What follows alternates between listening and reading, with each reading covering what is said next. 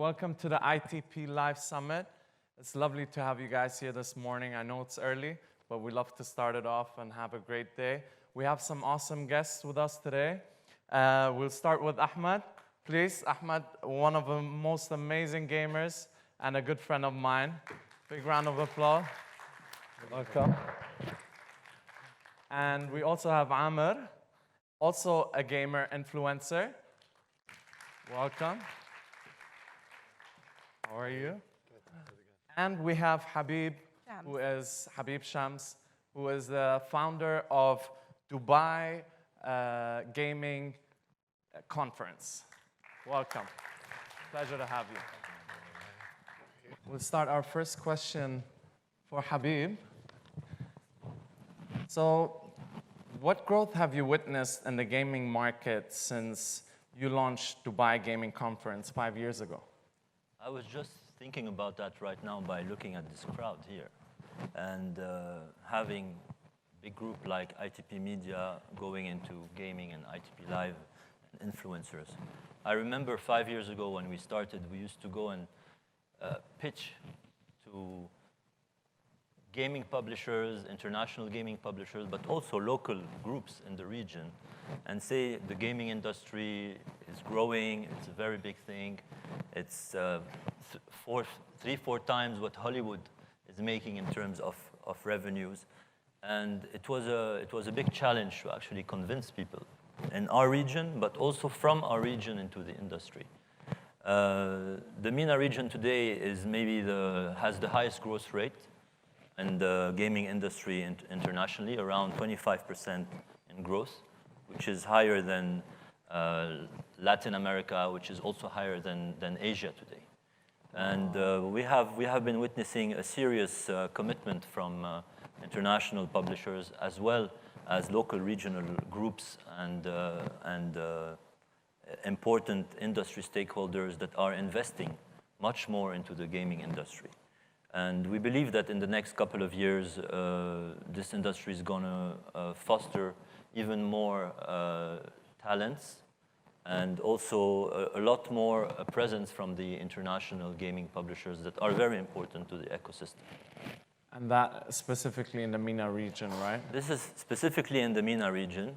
And we believe that today, when we talk about ecosystem, and if you want to focus, for example, on esports or mobile gaming or console gaming or PC gaming today, we have to look at all the elements, which are basically if infrastructure is better and it's getting better. And we have big groups like Amazon and AWS that are establishing their servers in the region, which means we're solving a problem for the gamers, which was the latency, for example. If we look at on the media side, we see that we have a lot more influencers, media, and if we look at the establishing more international presence, localizing the games, investing more into how we deliver also the whole experience. If we look at how esports is growing as well in the region, with leagues that are being formed, groups that are investing in teams, and more growth also on that matter. And for us, it's clearly a serious growth, and it's not only talk. People are actually coming here, looking, scouting. It's not all positive. We still have to do some effort on the developers' side, and this would actually need a lot more investment in education, which is a very important aspect to create more talents that are able to cater for the needs today of how the industry is growing fast in our region. And this is a very important matter and subject. Very nice. With more people than ever before playing on their mobile devices, you know how it is nowadays, what are the trends you predict in the coming years, in the coming 5 years? Well, if we look at the news, mobile is moving into esports. Right. If we look at what Google is doing and with their Stadia, yesterday Apple, and also Apple, which makes sense. I remember when everyone was talking about cloud gaming 5 years ago, and it was still a myth, like a great concept, but how do we actually apply it? Right. And it's a challenge on both ends, actually, because it's a challenge on the studio side, because with the cloud, you can have limitless creativity, which means that you can develop games today that can be 10 times better, even, because you're not working on a PC or on a console anymore. You're actually working on the cloud, which can give you limitless abilities in your images and everything you are doing and the interactions. And but it was still a myth. How can it really work and how can it really happen? And do we need the telcos for it, or we don't need the telcos for it? And the telcos were still very behind all of this anyway. So so now it's actually happening. And streaming, of course, today and more interactivity is the biggest trend. You have also new technologies today that where not only do you play, but we think about the viewers that are watching the games. Because today with esports and professional gaming, viewers are not only gamers. We have around 54% of viewers of gaming competitions that are not even today gamers. And we have more technologies where the viewer can also interact in the game. And this is also the trend that is going to be, I think it's going to be the next step, and it's already happening. Exciting, it's exciting. Mobile devices. Ahmed, what's your personal, like, what games do you play on your mobile? My mobile, I will say Mortal Kombat, Fortnite. I go back to old school with Sonic, Mario, play all these old games. Sometimes I like to play just the Ultimate Runners. Right now, the biggest game is Scream Go Hero, where you only have to scream for your character to move, which is fun. Okay. For people to watch, but it's not for you to play. Okay. And Amr, what do you think are the most popular games in this region? Mobile devices. For mobile, I really don't game a lot on my mobile. Okay. But I would say I'm a bit old school with the console and stuff in front of the TV. Right. Sit in my room, very geeky stuff. Still enjoy that, right? Yeah. But I would say PUBG as well. PUBG. It's huge, so it's about war and people just going in there. There's a couple of new concepts that just came in with the introduction of Fortnite. It just made everything crazy. I'm sure every single mother here know the word Fortnite, and yes, and especially that it's different because it's for the first time that you've got a game that is for free. Because I had one of my my wife's friends, she came to me and she's like, listen, you play a lot of games and I want to buy my son this new game. It's crazy. It's called Fortnite. But I go to the store and I cannot buy it. The game itself is free. There is no DVD. So you have to buy like downloadable content and stuff, battle pass and other stuff that allows you to enjoy the game even more. Yeah, they're more in the game purchases. Yeah. So even the style itself is different. You don't just go to a store and just buy a CD and that's it. Right. You just download it. You just download it and you have it. And I think that's the future too, right? I think that's the future. We saw that as a trend. It started with H1Z1, then led to like Fortnite. Before that, we had Rocket League, and now we have Apex Legend, which is taking over the whole, let's say, genre. It's about the new thing. It's about the new hot thing. So there's always a new game that will take over the past game, the game that was hot before. There's a new game that will take its place. 100%. I agree with you. Ahmed, can you tell our audience what happens in the world of gaming and why is the audience within this region so engaged? Because, you know, the Middle East, they love games, and in general, we're super engaged out here. I think it's about entertainment as a whole. I don't see it as gaming by itself. We like to listen to music, watch movies, interact with, let's say, celebrities. And the gaming personalities, the influencers, became became that known figure. Right. And I think that's why you have a lot of audience in this region who would like to consume gaming content, because they're either a gamer or they like to watch someone else play. It's like when you go to your friend's house before and you just like to watch him play and see him finish this level or score this amazing goal. Yeah. It's that interactive feeling. It's feeling that you are with them. You are playing with them. It's not about just consuming the content. It's about consuming the content and being with that content creator, being with that person. What do you think makes the audience in this region so engaged in the gaming? I think it's also, it's not something new. Even if you go back to when I was a kid as well, gaming was huge. Yes. I still remember the first day I got my first PlayStation or even the first Atari. Sega Mega Drive, Atari, and so I think it is the whole concept of gaming. It might be weird for those who don't game, but it's like a movie and you're the star.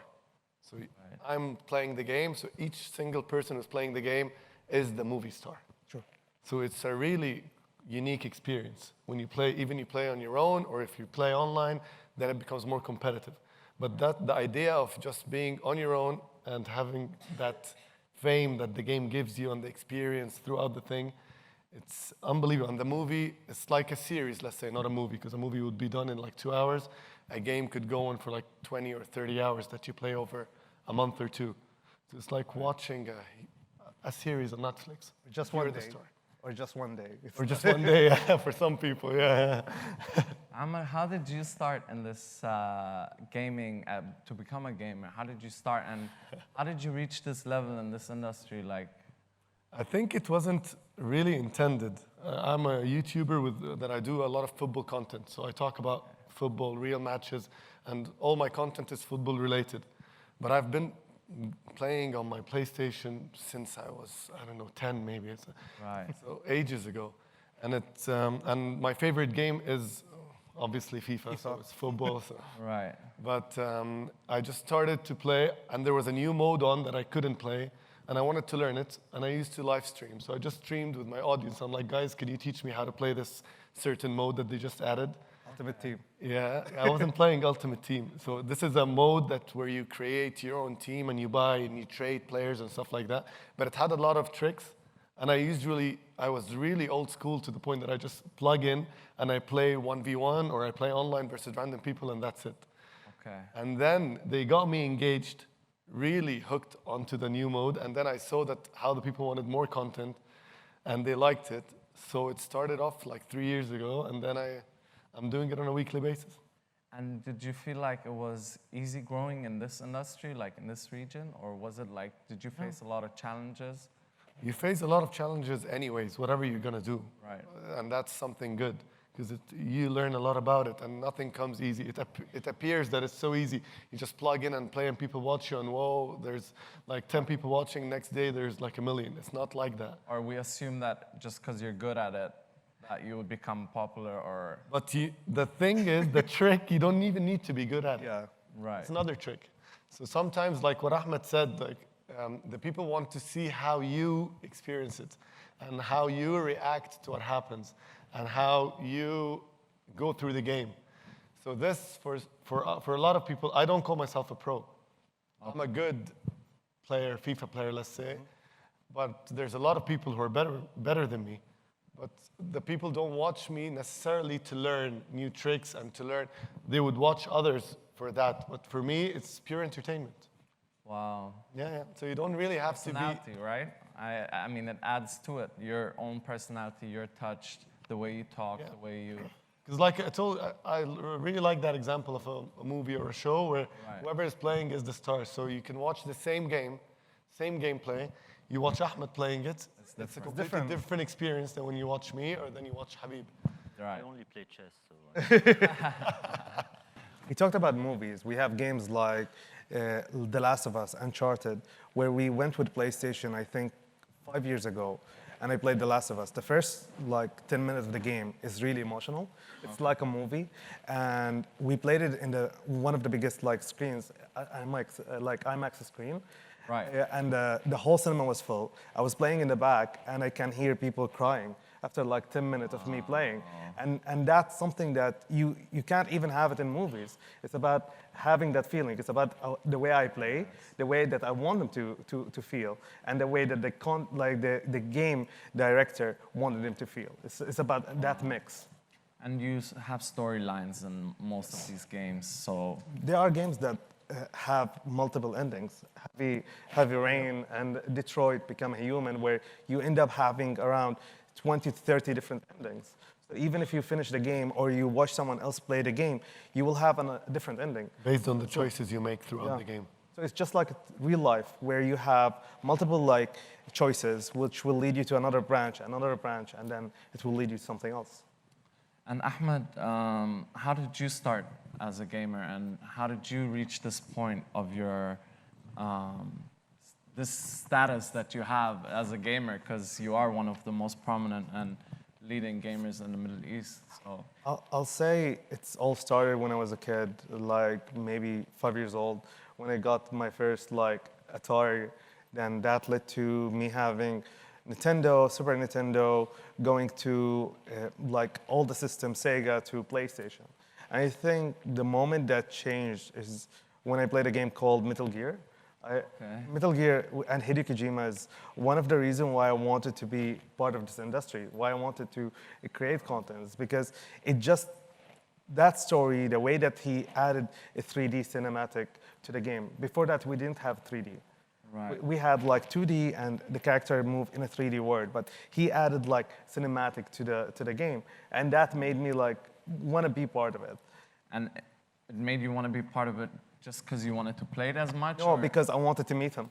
Oh, wow. Did you? Yeah, I met him. I met him a amazing. couple of times, and the first time I met him, it was at E3, and I was kind of like a stalker. Like, I followed him to Starbucks just to talk with him. That's awesome. Habib, the gaming industry is expected to grow to $180 billion by 2021. It was $138 billion end of last year. How are mainstream brands interacting with the gaming industry in this region? Until now, mostly technology brands are interacting in a rather good way because they have products that are directly related to the gamers themselves. We need more brands to be actually interacting with gaming. I know about some consumer brands that are large consumer brands that are going to adopt more gaming companies. They focus more on esports. But you know, you also have to know that on your phone, even when you're playing any mobile game, you have ads. Mm-hmm. Yes. And as you mentioned before, the free-to-play model, which is you download the game without paying for it, but you have in-app purchases inside it. And many companies around the world have found ways to also include ads in these mobile games so that you can go to one level or the other one, or gain something, or facilitate your in-app purchases by watching a video or an ad. Mostly, it is used by other gaming companies, which is pretty funny because it's the only medium, I believe, and you guys come from a media background, so this is what's nice about the gaming industry as well. It's competing but not fighting, and this is very, very, very interesting in that industry. People can be very friendly with each other and still really be very competitive on the next game. So ads need to grow in our region in terms of brands. You have something called advert gaming also, which is a big trend, which means you use the game to your brand. And you also can include today inside a game, let's say, I don't know, Need for Speed. You can have Coca-Cola or Sprite or Fanta or Emirates. I mean, in the game, like on the table, built, or have no, that is built into the game because you're driving into roads, so you can have billboards. It's easy. You just include the billboard, and it's in the game, and it's not a new concept. I mean, it's been used. But of course, there is another side to be able to develop this, which is how do we account for the reach? What are the metrics? How many people, let's say you are used to know that, okay, if I put this billboard on Sheikh Zayed Road, it's going to get me 10,000 people that will maybe look at it. But how do I account for this when I'm actually using a game? So this, on the other end, is very important, which is the data, the metrics, in order to convince more of the brands to actually integrate this. Of course, when you have a big title that is there, everybody wants to go there, you know? And they say, okay, let's all sponsor a Fortnite event, or let's all do this, or let's all do that. But again, what is the reach? Even the influencers today, how do we really know what kind of numbers, the numbers are right, not right? So this, on this side, we need to make more effort, and I believe that the media companies can help with this. Right. What are the challenges being faced for gaming publishers and gamers in this region? We actually, gaming publishers from the region, not international gaming publishers. We don't have gaming publishers in the region. Okay. We have game developers. And they are doing well, growing, the community is growing. But again, as I mentioned in the beginning of from the first question, we have a problem with the talent, which means we need more skilled developers and artists and designers that are working on the games. Today, you mentioned the numbers, which is the gaming industry today is $137 billion. Our region creates from this $137 billion only $4 billion. But this is basically related to the fact that we buy games, we play, we do, and some of the chunk is related to the games we actually develop ourselves. The estimation is that we can grow up to $10 billion, which is huge if you think about it. But how do we tap into the $137 billion?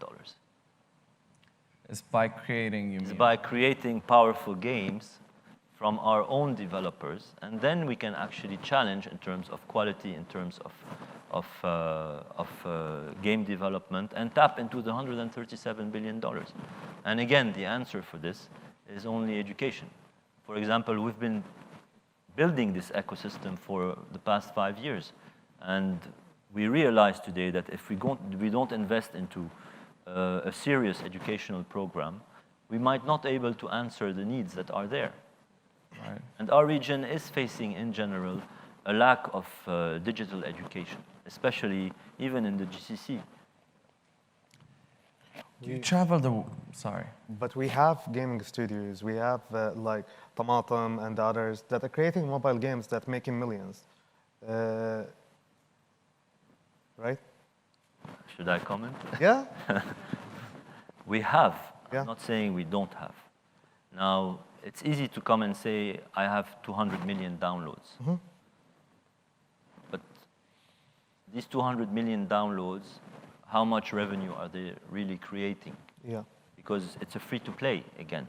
So I can download the game myself 50 times and maybe play it and never spend $1 on it.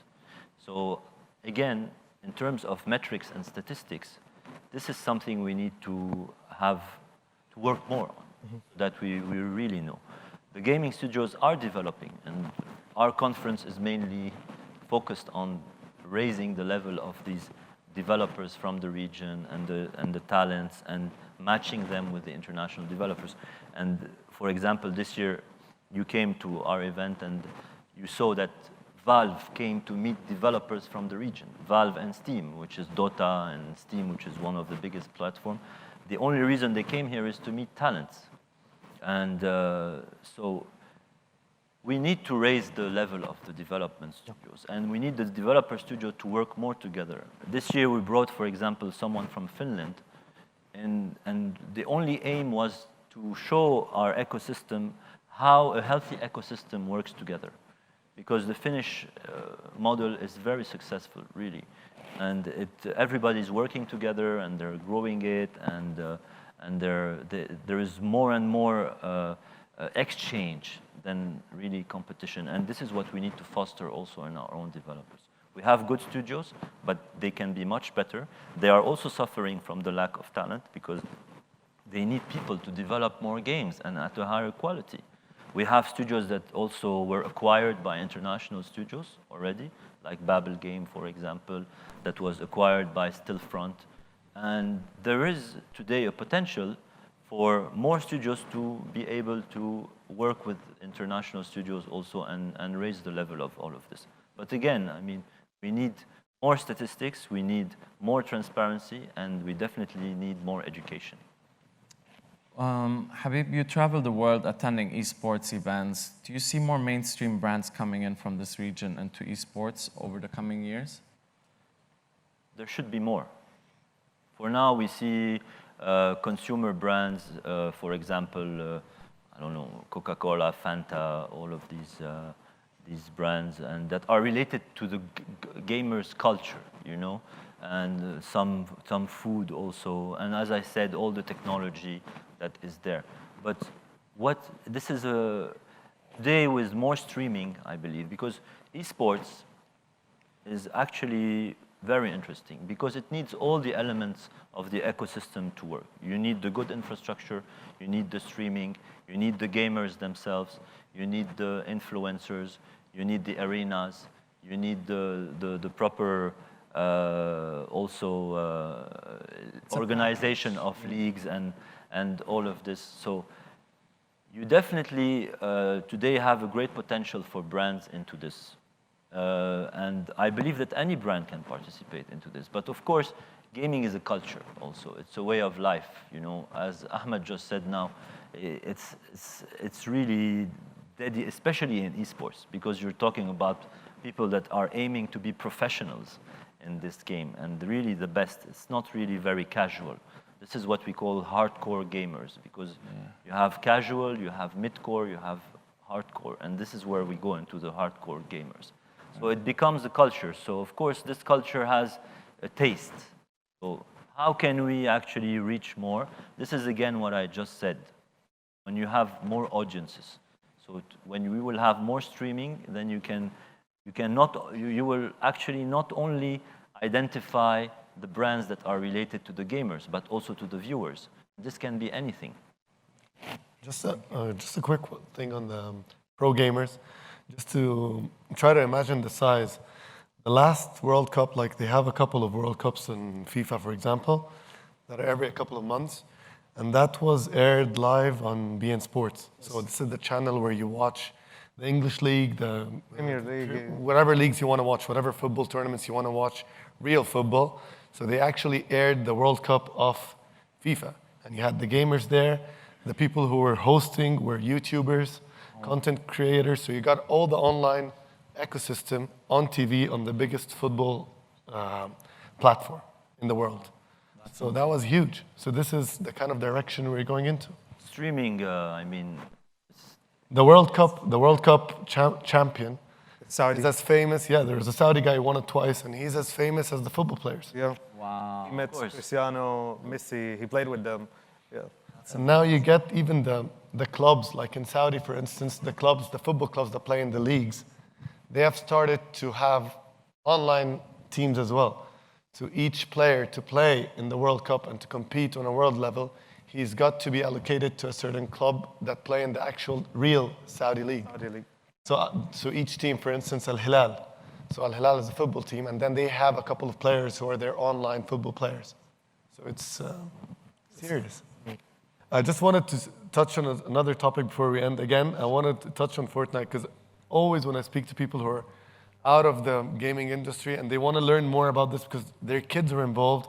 If you're a publisher or a client and you want to pay money in this and you don't understand the mechanics, so sometimes people don't really get what are they getting involved into, but they just pay because they know a lot of kids are involved. Yeah.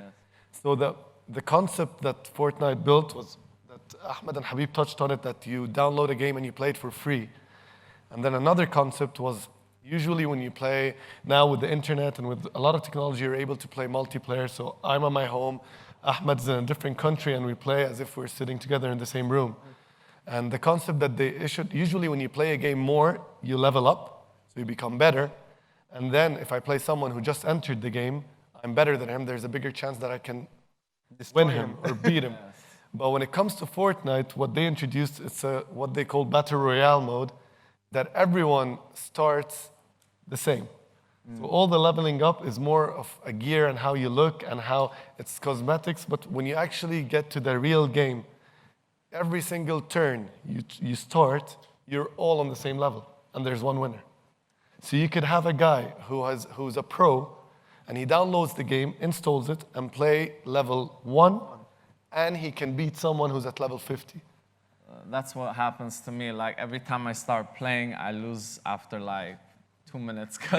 But this is what makes it really competitive. Yeah. Like, for example, if you play FIFA, if you get a pro and he just starts with let's say a weak team, he will not be able to win a guy who has a very good team, although this guy's a pro and this guy is just starting.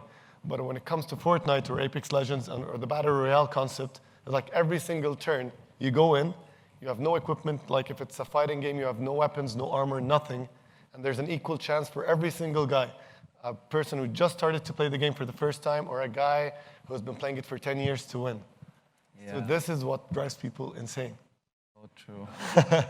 I understand. Anyone in the audience has a question? I have a question in terms of kids and gaming.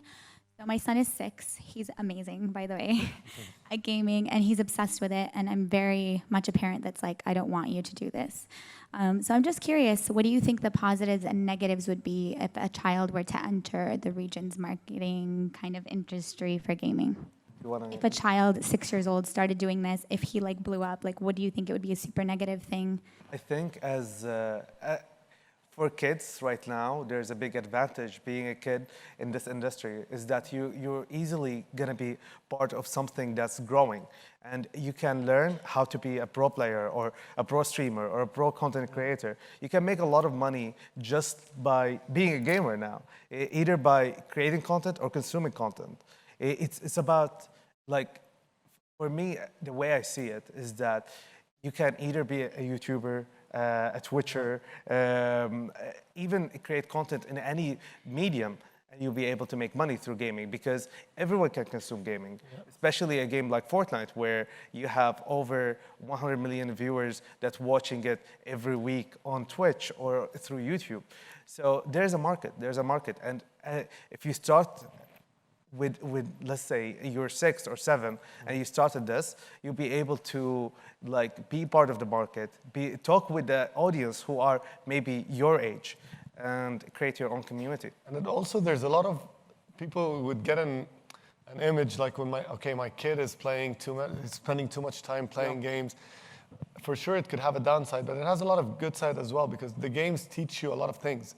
They teach you to be competitive, to teach you that you're problem solving and solving a lot of puzzles every single moment of the game. So it's not only it's not like scrolling down your phone, watching on social media on one of the apps or something. No, you're actually trying to think, and there's a lot of problem solving inside a game. There's a lot of reward for good things that you do, for solving something right, and when you fail, how to pick yourself up again. So it has a lot of pros as well. I believe we have one more question, time for one more question.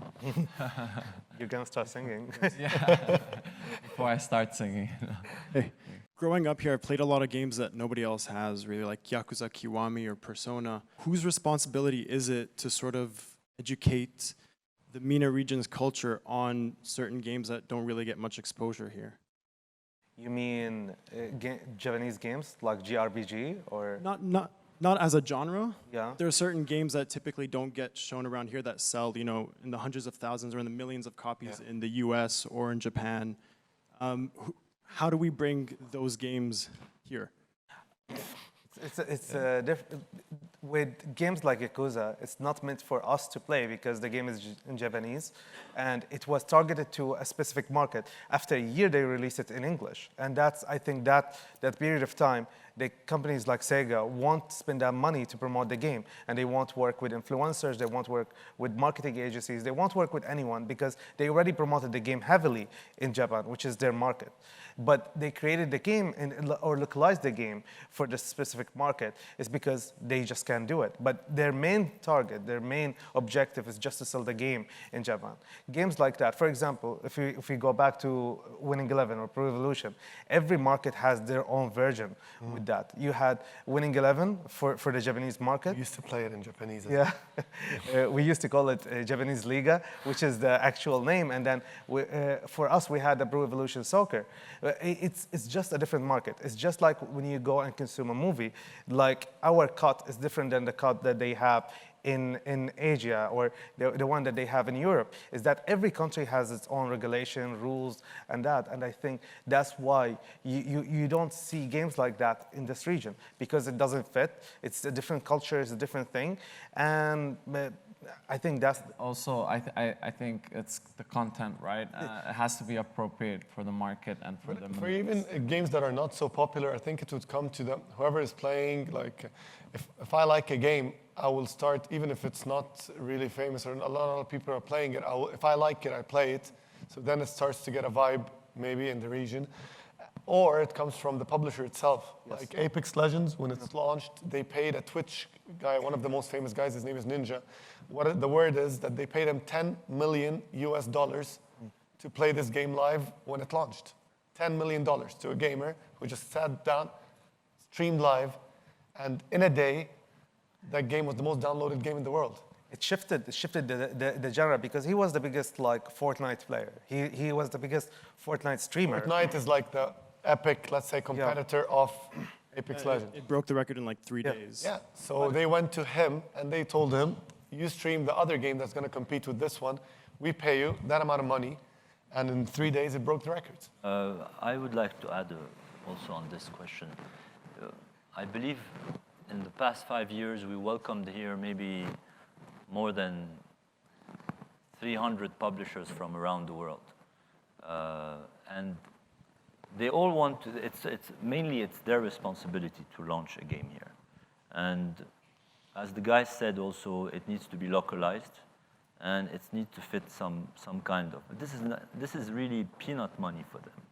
These are studios that make $1 billion a year on one title. So but it's a big investment. It's a big investment to localize the game. I worked on the revenue it can bring. It's not a big investment for the studio. The difficulty is when do they take the decision to do it?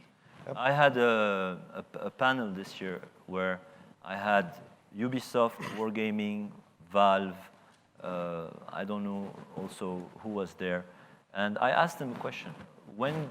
First of all, what are you doing here? Why did you even come here? And the answer was because we want to be here. But we want to start launching our games here. But then we asked them, and when do you take the decision? They said, okay, well, first we need to do more research, more development, but once they take the decision, their strategy is very clear, and they don't look at this, at $1 million or $2 million, because they already have a lot of their studies that are made, and they know that they can make 200, 300 million easily. So I've been part of the localizing. It's also big games sometimes, even if they're not localized. Good localizer anyway. But now, for example, to answer your question also about the Japanese, the Japanese are the most difficult in any case. And the only one that has localized their games into Arabic now is Bandai Namco. But Bandai is, We weren't talking about localizing to Arabic. I was talking about localizing to English. The Yakuza is a game that's main target. Yeah, but if you want to penetrate the region... No. I don't think more Arabic. We used to play the games in Japanese. I used to have the players in Japanese, and I just know them by the numbers. I played Final Fantasy. Because the game, Final Fantasy as well. I played Final Fantasy since I was like 10 years old. I finished the game in Japanese. I made my own story. Localizing a game is not about localizing what we're saying is localizing it to Arabic. There is a difference. Localizing a game like Call of Duty that has been part of the market for over 10 years is different than localizing Yakuza, which is not targeting the Middle East because they don't see us as a market for them because this is game is not. I wasn't talking about Yakuza specifically. But that was I the was question. just talking about, yeah, I know, but in the end, your question, the main answer for your question is the publishers. And as he said, some publishers will not find that this will work for the culture because they're very specific. And these are, but I was just raising the matter to even more mainstream games But today. localizing games like, let's say, localizing a game like Anthem, want to change a thing. It lost a lot of money. Localizing a game that cost around $100 million, it won't affect the market. If a game is good, People sell. will play.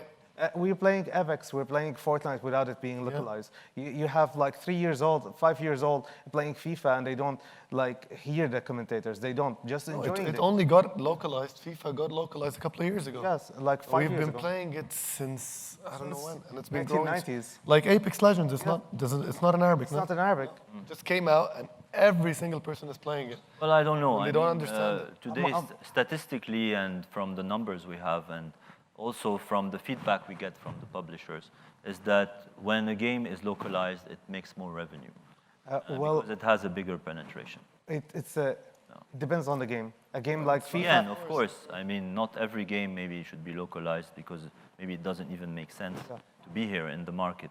But if you take the general trend and what these publishers are doing and the numbers they have, because in the end it's a matter of they do not.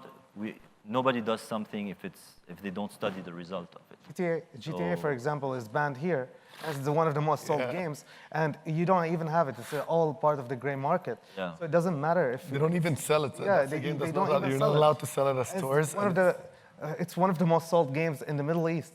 So it doesn't matter if we localize. I think we localize games that will have a story. It's not localizing games that just for the sake of localizing, just for a marketing scheme.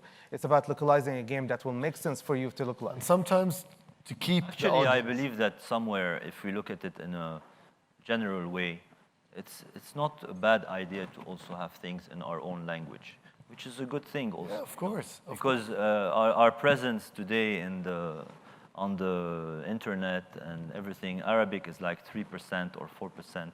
And this is a region that has a lot of Arabic speakers till now, you know. And, I'm not saying don't localize. It's amazing. All right, guys, the our games in time Arabic. is, we're running out. I think I wouldn't play a game Yeah. because it's in Arabic. That's That's what I mean. Or in Japanese or in English. I was just saying I'll this play is the game different. because it's good. It's just fun. Yeah, because it's good. And I'm not saying don't If it's localize For Arabic, games. it's a example, perk. when you stream, That's why I I'm want to kinda ask with different just one opinions. question to the guys because when you are commenting games, Yeah.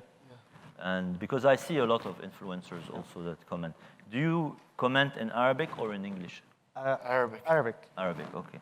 But this is not what we're talking. I was. No, I'm just asking I was the first one to ever do a campaign to localize PlayStation, and we worked on localization. I'm one of the advocates that want to localize games. They want to localize more games. But for you to localize a game, it has to mean something. It's not localizing games Of course, just for the yes. sake Me of speaking in localizing. Arabic, it has nothing to do with playing the game if it's in Arabic or not. I care more about if the game I is would, good. Yeah, I would play the Not if game. it's The in reason that I'm Arabic. playing the game is not because it's in Arabic or not. Of course, it's a huge perk if it is. But the fact that I'm speaking in Arabic has nothing to do with whether the game is in Arabic or not. Yeah. No, it's a good thing actually because this also makes it helps. Yeah, but we've played games in Japanese. The Japanese. whole storyboard is in Japanese. Yeah. I don't understand what's going on, but the game is so fun to play. Yeah, People are playing it. Because you made your own story. I can play Pac-Man and without it being localized. There you go. All right, guys. Big round of applause for our panel here. Habib, once again, we have Amr and Al-Nasheet. Thank you guys so much for having us.